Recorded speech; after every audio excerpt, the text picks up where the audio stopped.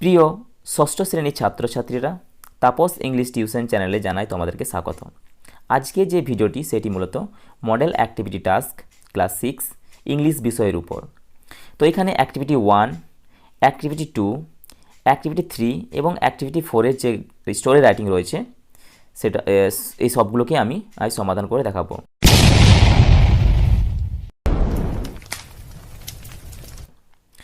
তো এখানে অ্যাক্টিভিটি 1-এ একটা প্যাসেজ দেওয়া রয়েছে। তো চলো প্রথমে প্যাসেজটাকে পড়া যাক।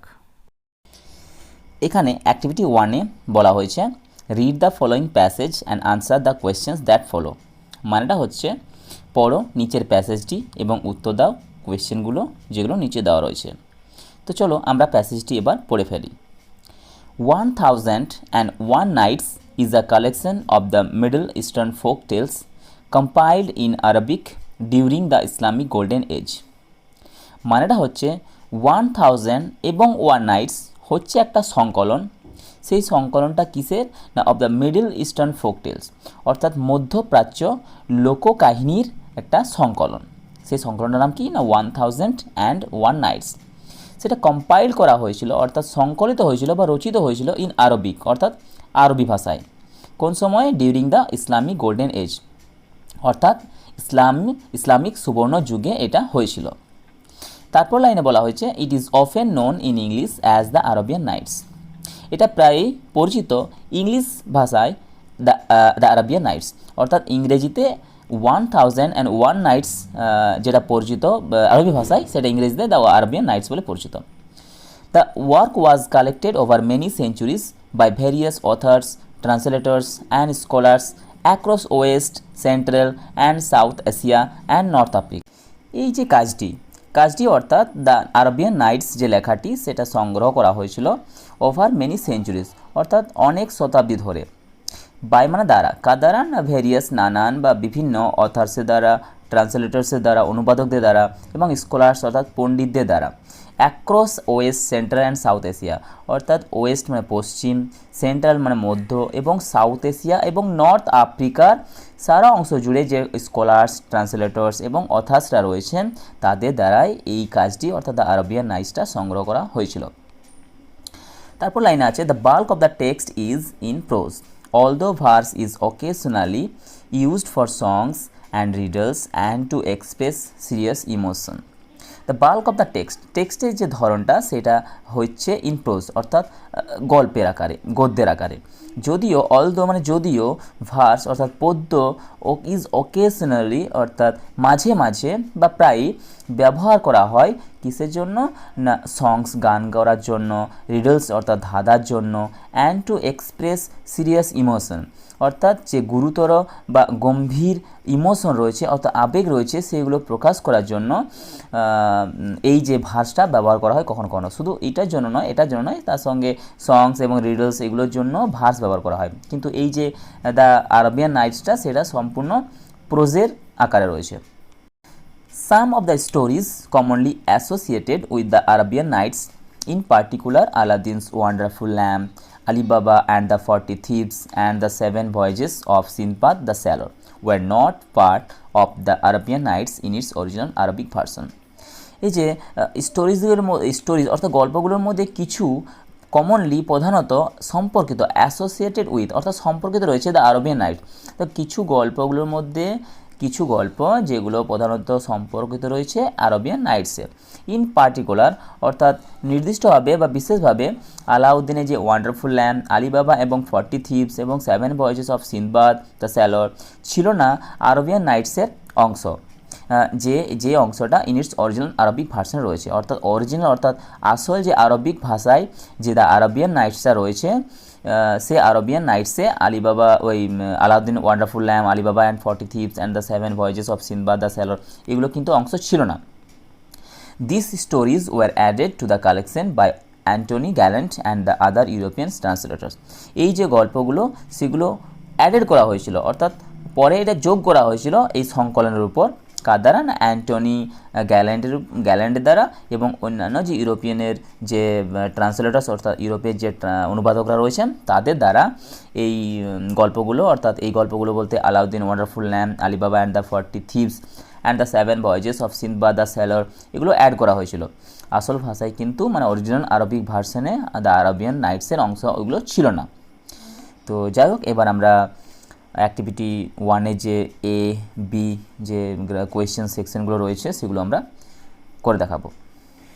এখানে এ নাম্বার কোয়েশ্চেনের বলা হয়েছে complete the following sentences with information from the text, অর্থাৎ সম্পূর্ণ করো নিচের কোয়েশ্চেনগুলো মানে বাক্যগুলো with information from the text, উপরে টেক্সট থেকে অর্থাৎ যে পাঠ্যটা আমরা পড়লাম বা প্যাসেজটি যেটা পড়লাম সেটা থেকে কিছু ইনফরমেশন নিয়ে নিচের যে সেন্টেন্সটা আছে সেটা কমপ্লিট করতে হবে। তো এটাতে 3টা কোয়েশ্চেন আছে, তো 3 নাম্বার দেওয়া আছে, প্রত্যেকটা প্রশ্নের মান 1 করে।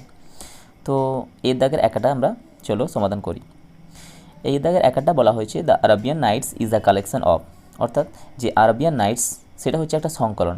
সেই সংকলনটা কোন সময়ে না উপরের প্যাসেজে যে 1 নাম্বার লাইন, সে 1 নাম্বার লাইনে লেখা আছে the Arabian Knights is a collection of the Middle Eastern folk tales compiled in Arabic during the Islamic golden age, অর্থাৎ আরবিয়ান নাইটসটা হচ্ছে একটা সংকলন। সেই সংকলনটা কিসে না মধ্যপ্রাচ্য লোককাহিনীর, যেটাকে রচিত হয়েছিল ইন আরবিক অর্থাৎ আরবি ভাষায় কোন সময় না during the Islamic golden age, অর্থাৎ এটা লিখলে হবে the Arabian Nights is a collection of the Middle Eastern folk tales compiled in Arabic during the Islamic golden age. তো এখানে আমার এখানে লেখা হবে না, তাই আমি নিচে নিচে লিখে দেবো, তোমরা কিন্তু ভালো করে ওই জায়গাটিতেই খাতায় তুলে নিও। 2 নম্বর কোয়েশ্চেনে বলা হয়েছে in the text verse is used for, পাঠ্যটিতে কবিতা ব্যবহার করা হয় কিসের জন্য। তো 1 2 3 4 নম্বর লাইনে উত্তরটা হবে in the text verse is used for songs and riddles and to express serious emotion, অর্থাৎ ভার্স ব্যবহার করা হয় গান করার জন্য এবং ধাঁধার জন্য এবং যে গম্ভীর আবেগগুলো রয়েছে সেগুলোকে প্রকাশ করার জন্য। 3 নম্বর কোয়েশ্চেনে বলা হয়েছে one of the famous translators of the Arabian Knights is, অর্থাৎ দ্য আরাবিয়ান নাইটসে যে বিখ্যাত অনুবাদকরা রয়েছেন তাদের মধ্যে অন্যতম অর্থাৎ একজনের নাম। তো এখানে পুরো টেক্সটটাতে একটা নামই পেয়েছি আমরা, ওটার নাম হচ্ছে দেখো একদম শেষের লাইনের আগের লাইন আছে অ্যান্টোইন গ্যালেন্টের নাম পেয়েছি, তো এখানে লিখে দিতে হবে অ্যান্টোইন গ্যালেন্ট। তো উত্তরটা হবে one of the famous translators of the Arabian Knights is Antoine Galland. এই দাগে 3টে কোয়েশ্চেন আমরা শেষ করে ফেলেছি, এবার আমরা বি সেকশনে যাব। তো বি দাগে কোয়েশ্চেনে যে বলা হয়েছে সেটা বলেছে আনসার দ্য ফলোয়িং কোয়েশ্চেন্স, উত্তর দাও নিচের প্রশ্নগুলো। তো এখানে 3টে কোয়েশ্চেন দেওয়া আছে, প্রত্যেকটা কোয়েশ্চেনের মান 2 অর্থাৎ 6 নাম্বার। তো প্রথম 1 নাম্বার কোয়েশ্চেনে বলা হয়েছে when was the Arabian Nights composed, অর্থাৎ দ্য আরাবিয়ান নাইটসটা কখন রচিত হয়েছিল। তো আমরা প্রথম লাইনে দেখতে পেলাম উত্তরটা হবে the Arabian nights was composed during the Islamic golden age, অর্থাৎ আরাবিয়ান নাইটসটা আছে সেটা কম্পোজ করা হয়েছিল, রচিত হয়েছিল during the Islamic golden age অর্থাৎ ইসলামিক সুবর্ণ যুগে। 2 নম্বর কোয়েশ্চেনে বলা হয়েছে in which language was it originally written, কোন ভাষায় এটা আসলে লেখা হয়েছে।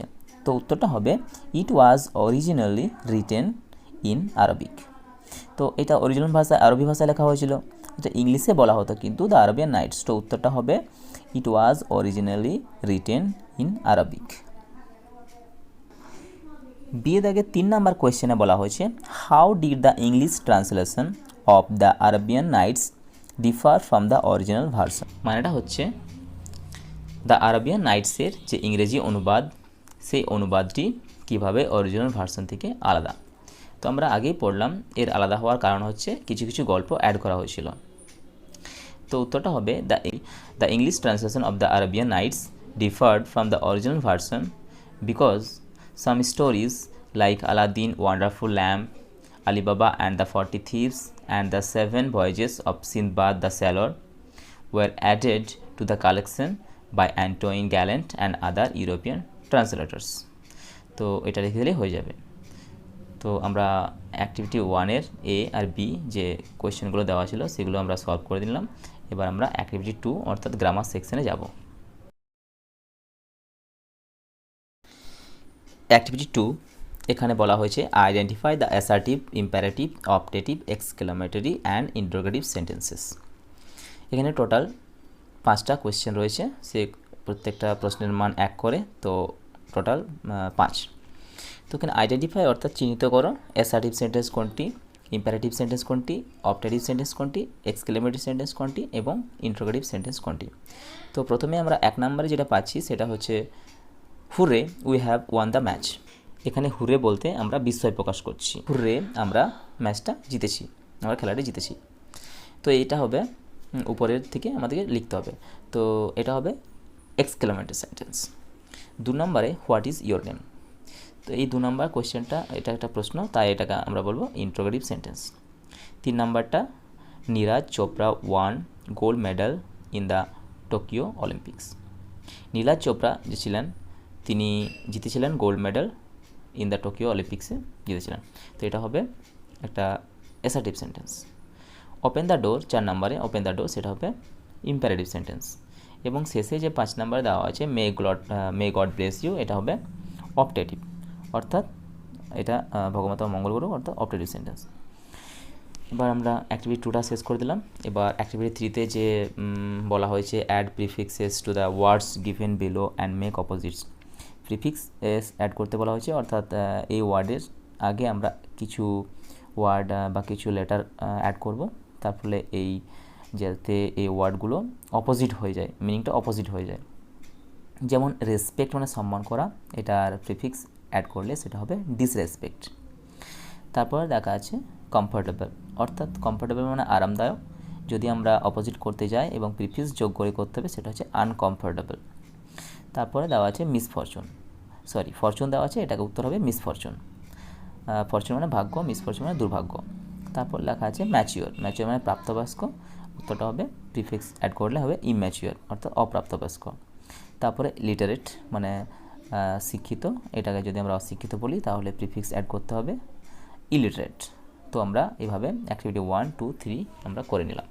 এবার আমরা যাব অ্যাক্টিভিটি 4-এর যে স্টোরি রাইটিংটা দেওয়া রয়েছে 6 নম্বরের, সেটা আমরা সমাধান করব। তো এখানে অ্যাক্টিভিটি 4-এ বলা হয়েছে develop the following outline into a story, add a suitable title and a moral to your story. 6 number মোট দেওয়া রয়েছে।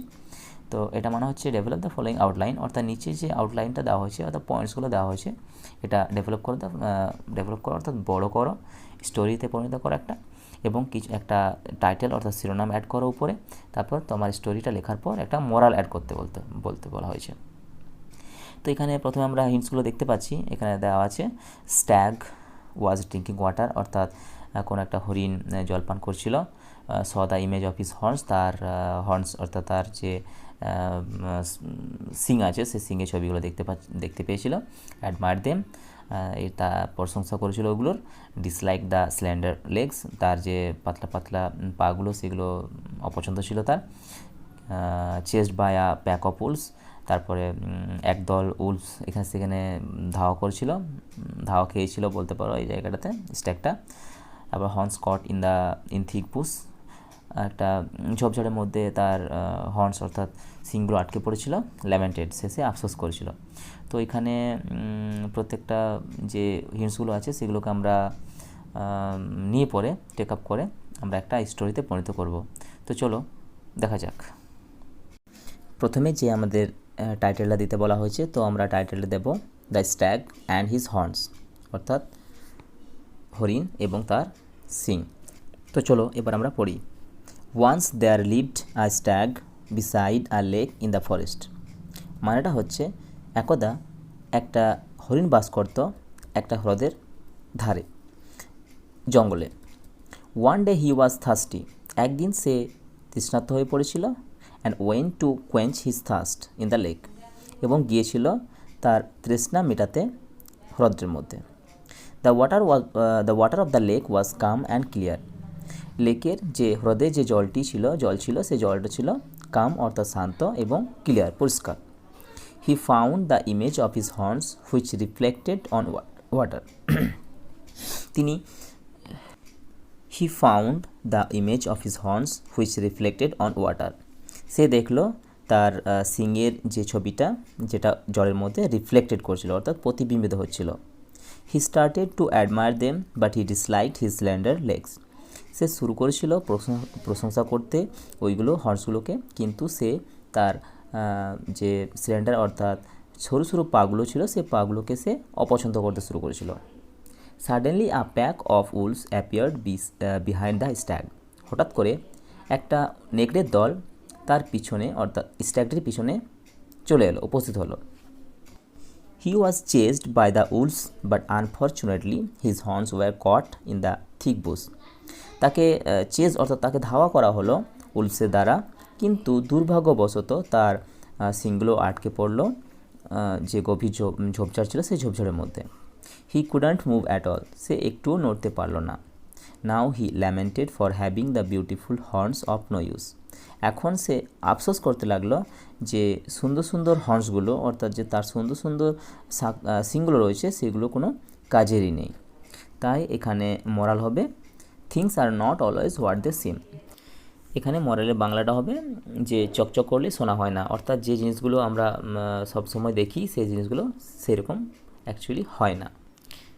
তো আমরা যে ষষ্ঠ শ্রেণী অর্থাৎ ক্লাস 6-এর মডেল অ্যাক্টিভিটি টাস্কে যে অ্যাক্টিভিটি 1, 2, 3, 4 সব শেষ করে ফেললাম। এখন যারা আমার চ্যানেলটি সাবস্ক্রাইব করনি তারা সাবস্ক্রাইব করে নিও, আর বেল আইকনটি অল করে দিও, যাতে পরের বার যখন মডেল অ্যাক্টিভিটি টাস্ক বা অন্য কোনো ভিডিও দেবো যাতেও সেই নোটিফিকেশনগুলো তোমরা পেয়ে যাও। তো আজকের মতো এ পর্যন্তই, ভালো থাকবে।